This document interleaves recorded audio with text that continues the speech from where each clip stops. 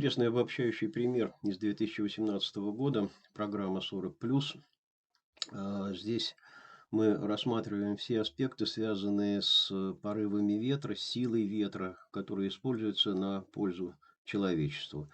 Хороший, понятный пример с точки зрения того, чтобы там его использовать в школьном курсе. Вот тут и ветер от волн, самое перспективное, наверное, сейчас направление в строительстве электростанций. В общем,